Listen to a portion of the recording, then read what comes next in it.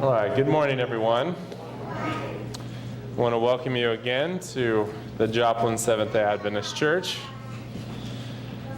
So, the title, what was it? Anybody look? I don't feel like it. A little ambiguous, but hopefully by the end we'll all wrap it up and we'll all have been blessed, me included, from this message. March 30, 2017. Anybody remember what you're doing that day? Your birthday? Oh, hey, it's her birthday. All right. Well, I was beginning to prepare for a big race that was coming up later in that year.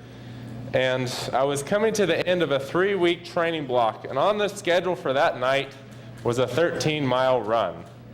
Now, typically how my training was structured, you would train really hard for 3 weeks, and then you would rest for a week to get all those gains that you had kind of worked hard for during those 3 weeks. So by the end of that 3 weeks, you're supposed to be tired. You're supposed to be a little sore, maybe not super motivated to exercise anymore. I was feeling very much this way at the end of this 3-week session. So that whole day at work, I was just kind of dragging around, dreading this run that I had coming up this night. I really did not want to do this run. And that's all I could think about was, this is a stupid idea. I really feel I'm exhausted. I do not want to do this run at all. I was trying to come up with all the excuses I could think of why I should not do this run. My rest week's coming up next week. I'll just start it a couple days early, and I'll, get it at the end of next week. Good idea, right? Just trade a few days here and there. No big deal. I was leaving with my family early that next morning, and I hadn't really packed anything yet, so if I go do this run, that's going to be, almost 2 hours in the evening when I haven't really prepared yet. Another great reason, right? I looked up the weather, too. It was 48 degrees. It was cloudy. I can't remember exactly, but there may have been a little bit of rain. Not the super ideal weather, and I would be finishing in the dark. And I hate finishing my workouts in the dark. It's really depressing. So, and my motivation was super low. I just didn't want to do it. So I wouldn't say I begged, but I was talking with my coach periodically throughout the day. I was like, hey, can we skip this run tonight? We'll add it on the end of next week, and hey, everything's will be good. She said no. She's like, I really think it would be a good idea for you to do this. It'll be a good test for you. See what you're made of. It's like, okay. She knew I wasn't very happy about it. But, I trusted her advice. So I agreed to stick to the plan that we had made. So I got home, I changed, getting ready to go on my run. Still not super happy about it. Well, not happy at all, actually.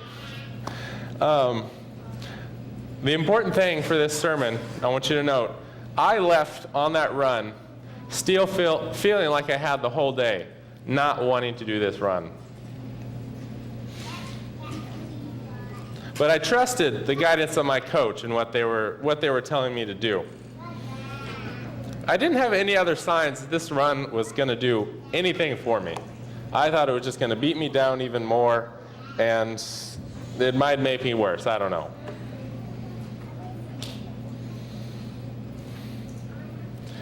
But I bring up this run because I did finish that run.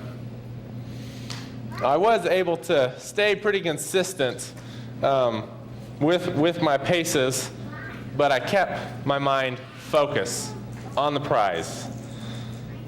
So there were only 2 things that kept me going during that run. One was the bigger goal at the end of the year, wanting to finish my race. And 2, the belief that my coach had in me that I could finish this.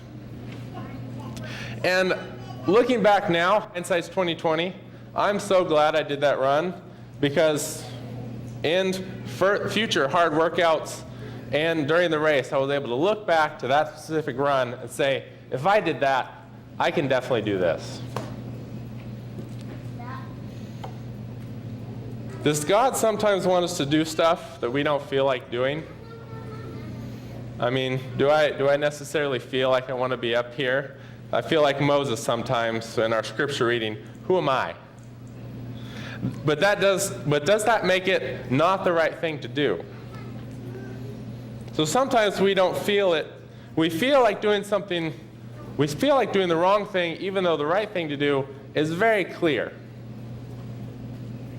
There's a big push in our society today to do whatever feels right in the moment. You ever heard, go with your gut? If you ever watched a Disney movie, you've probably heard the adage or something along similar to that, follow your heart, and everything will be okay. Is that always the best thing to do? So when we look in the Bible, people that followed their heart, they ended up in some pretty sticky situations. Because sometimes what our heart wants us to do and the right thing to do are very far apart. But I'm sure none of you have felt this way. It's always been easy to do the right thing, and you just kind of live your life, always God impresses you, and you go do it with a smile. So I'll try to fight this battle alone, right? Okay, so I'm sure you guys have felt that way too. But we're not alone. There's several individuals in the Bible that we want to cover today that didn't necessarily feel God's call at first, but by faith and God's divine will, they were able to turn around and do great things for God. Our first character today is going to be Moses. So if you guys want to turn to Exodus 3, we'll start our Bible study here this morning.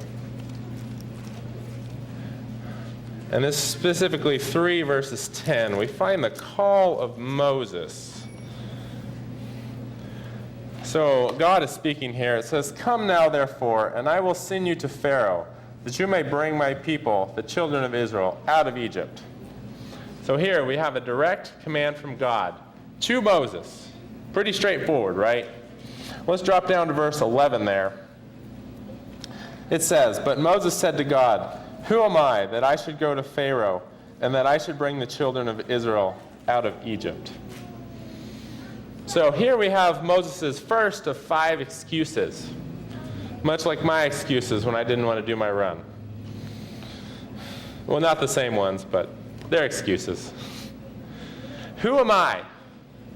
Who am I to be up here preaching to you? I'm just another sinner, just like you guys.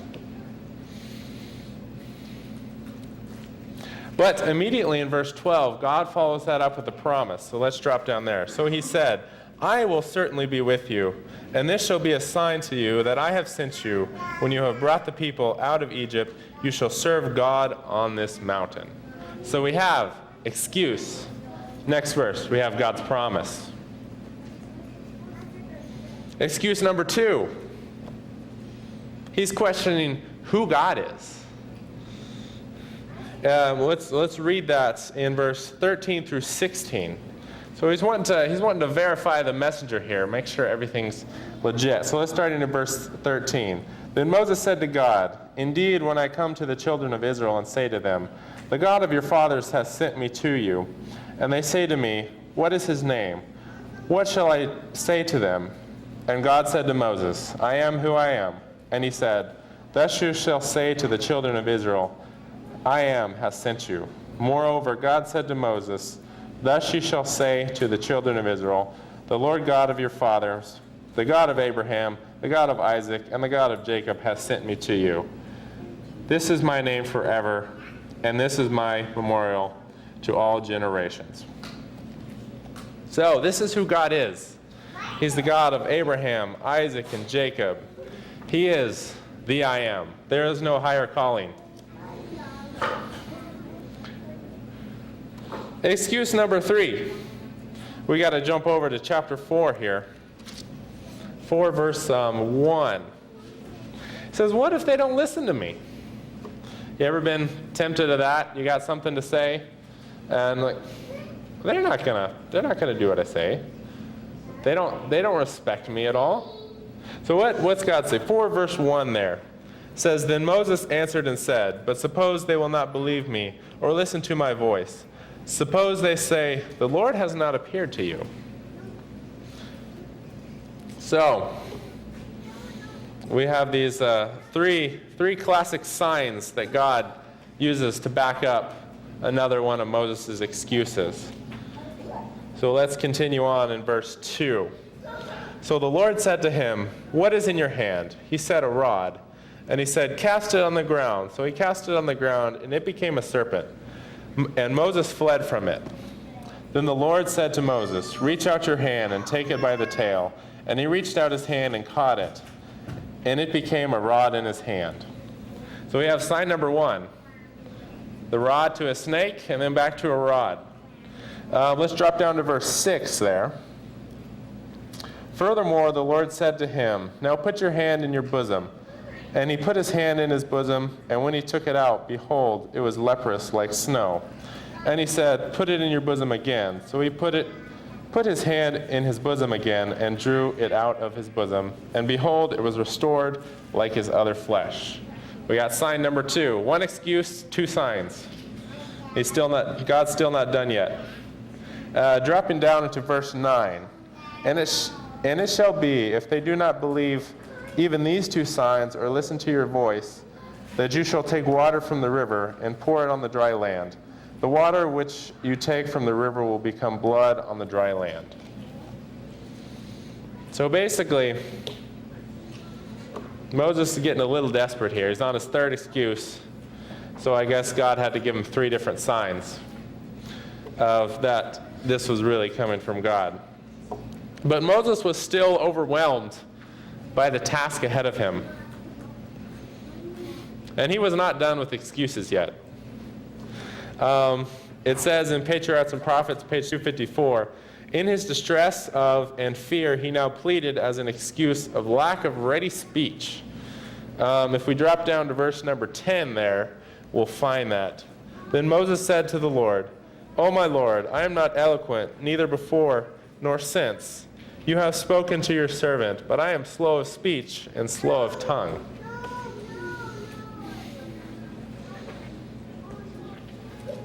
But God immediately follows that up with another promise in verse 11 and 12.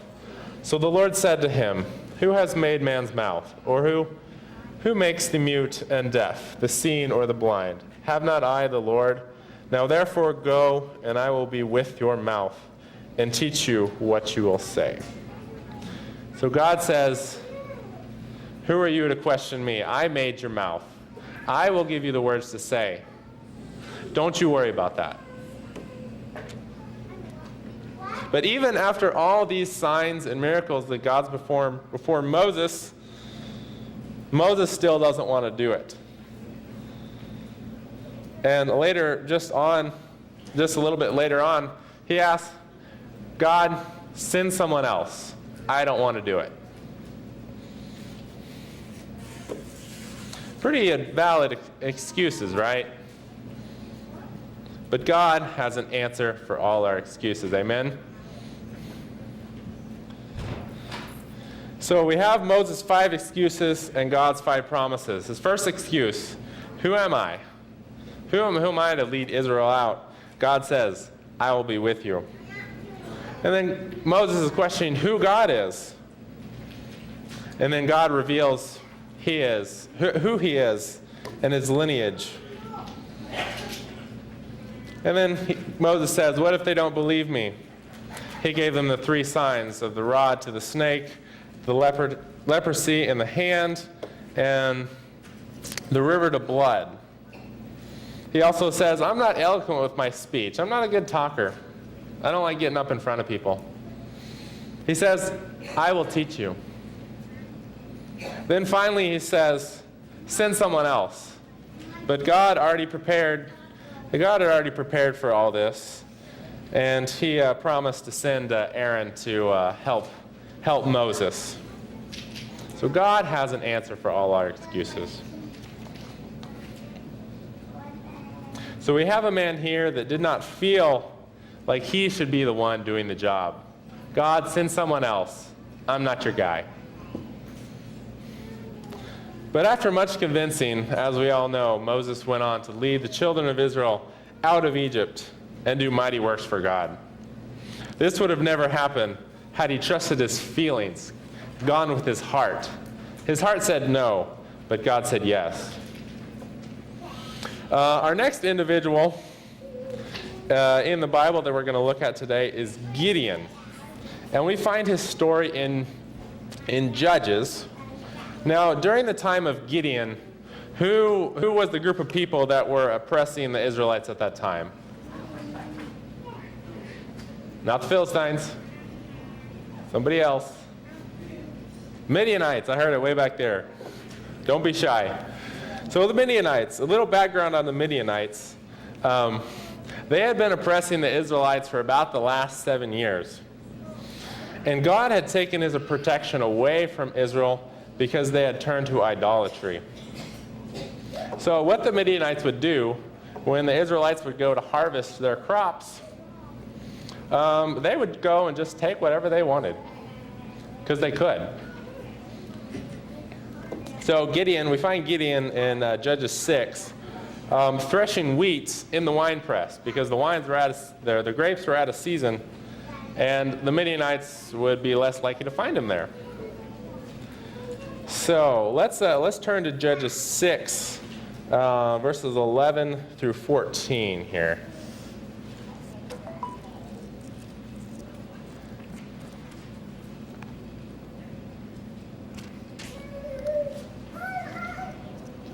It says, picking up in verse 11, "Now the angel of the Lord came and sat under the terebinth tree, which was in Ophrah, which belonged to Joash the Abzarite, while his son Gideon threshed wheat in the winepress in order to hide it from the Midianites.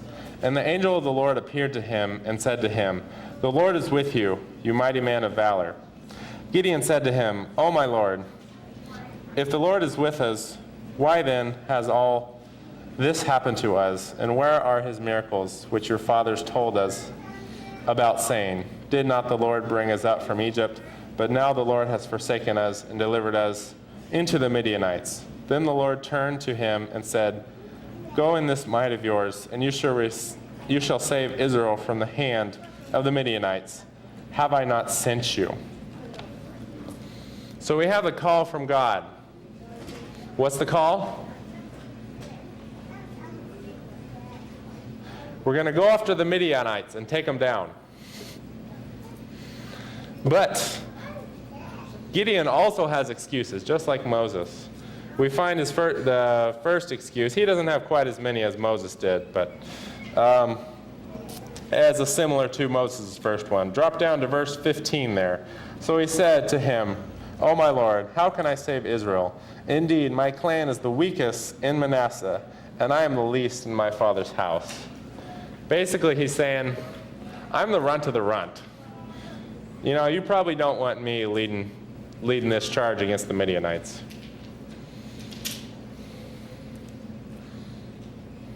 But God had a very specific purpose for Gideon.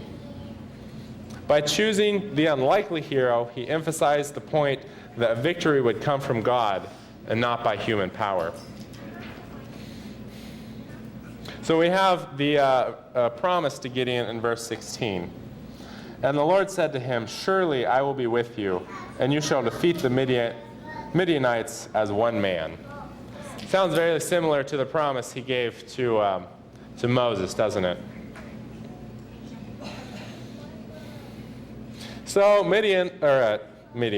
Gideon is still not completely convinced, does God really want me to do this? So if we drop down to verse 36 through 40, we find the very famous story of Gideon's fleece. So picking up in verse 36.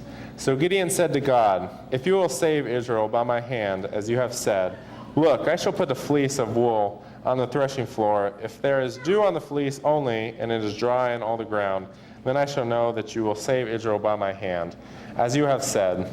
And it was so. When he rose early in the next morning and squeezed the fleece together, he wrung the dew out of the fleece, a bowl full of water.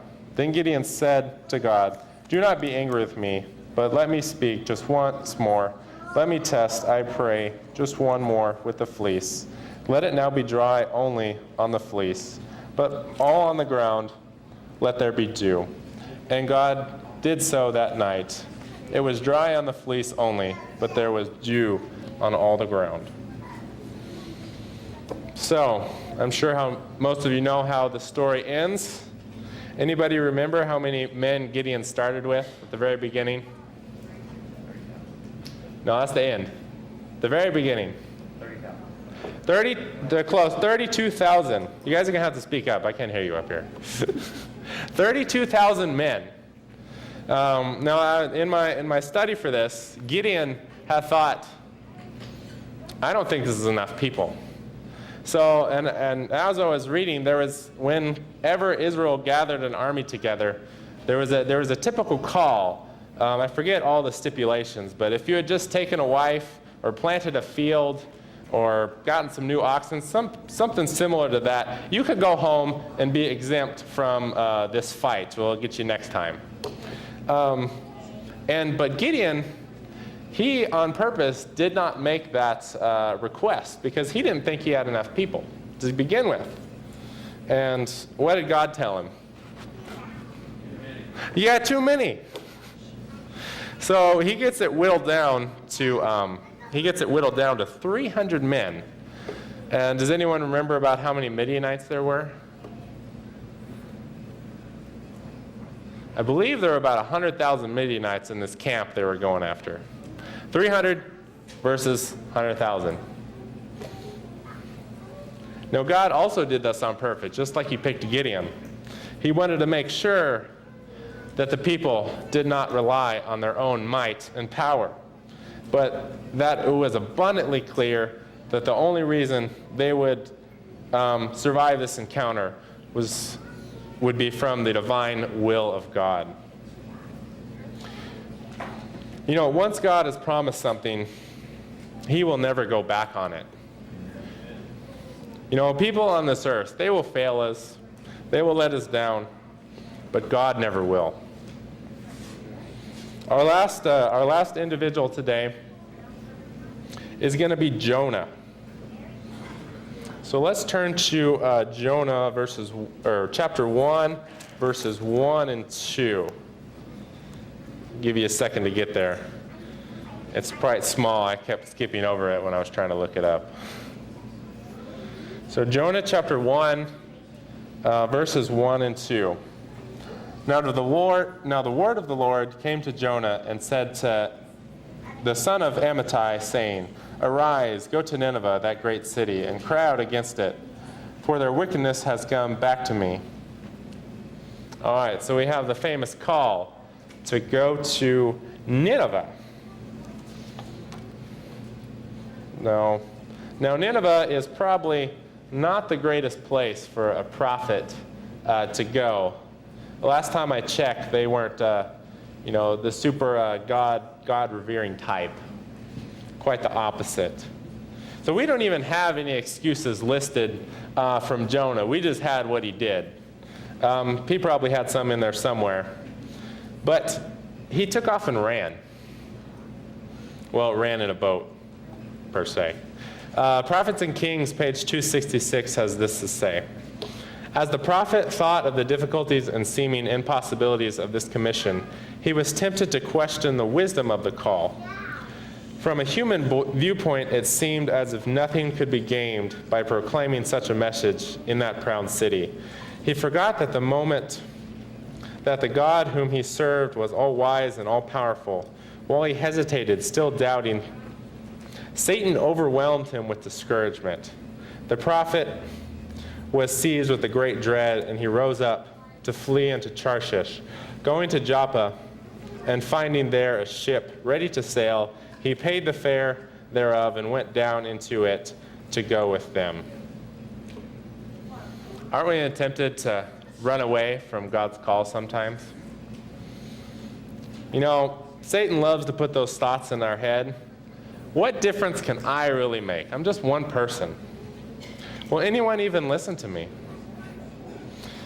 You know, like it said in the quote there, Satan overwhelmed him with discouragement. Have you ever felt discouraged? I know I have. Satan loves to put these thoughts in our heads because it calls us to inaction. And the more time we spend doubting God's call, the less time we can spend being an influence for good. So he gets on the boat and heads to Tarshish. Now, scholars don't exactly know where Tarshish was, but they seem to believe it was about as far away you could get from Nineveh in the known world. I had one estimate. It was about 2,500 miles away on the southern tip of Spain is where they had it. Anyways, it was a long ways from Nineveh. And Nineveh, in comparison, was only about 550 miles from where Jonah was at the time, but in the opposite direction. Continuing on Prophets and Kings, page 266 there, it says, in the charge given to him, Jonah had been entrusted with a heavy responsibility, yet he who had bidden him go was able to sustain his servant and grant him success. Had the prophet obeyed unquestioningly, he would have been spared many bitter experiences and would have been blessed abundantly. Yet in the hour of Jonah's despair, the Lord did not desert him. Through a series of trials and strange providences, the prophet's confidence in God and his infinite power to save was to be revived. How many trials and tribulations would we be spared if we listened to what God had to say the first time instead of the second, third, fourth, or fifth, or 10th? But we have a wonderful promise from Sister White here. That he is, whoever calls us, God who calls us, is able to sustain us, grant us success, and bless us abundantly. So even though we, as individuals, may stray from the path that God wants us on, God will never desert us. So, we all know the story there later in the chapter. The storm comes up and everybody's praying to their God, and they eventually cast lots and it falls on Jonah. And Jonah gets thrown overboard, swallowed by a fish, spends 3 days in there. You know, and 3 days in a fish, you got a lot of time for reflection, I would think. Which I think Jonah needed that, and I think we need that sometimes as too. We need a rude awakening. So in Prophets and Kings, page 269, it says, "Salvation belongeth unto the Lord. With penitence and a recognition of the saving grace of God came deliverance. Jonah was released from the perils of the mighty deep and was cast upon the dry land. Once more the servant of God was commissioned to warn Nineveh. The word of the Lord came unto Jonah the second time, saying, Arise, go unto Nineveh, that great city, and preach unto it the preaching that I bid thee." Now this time, Jonah did it without questioning. He went and preached the word of the Lord. And the whole city was converted, all 120,000 of them. It says in Jonah 3:3, said, "He arose, went to Nineveh, according to the word of the Lord." Ideally, that would have been Jonah 1:3, but it took him a couple chapters to get there. He was now ready to fulfill his commission, and he didn't question it this time. I like the part in that last quote where it says, "With penitence and a recognition of the saving grace of God came came deliverance. Is there really any other way? We must humble ourselves in the sight of God before he can truly work an amazing work in us. So here we have 3 individuals that didn't initially feel like they were capable of doing what God wanted them to. I mean, these were all big tasks. Getting the Israelites, 1 million plus people. Conquering the Midianites, 100,000 people. Converting Nineveh, 120,000 people. And God asked one guy to do each of these tasks. They could have done the comfortable thing and said, no, I don't want to do that. That sounds too hard. But if they had listened to that feeling, they would have never accomplished the great things that God had in store for them. If we allow our feelings to drive us, we may, in our personal lives, accomplish all the plans that God has for us. We can't just sit around and wait for God to change us. If we wait for God to make us feel like doing the right thing, it may never come.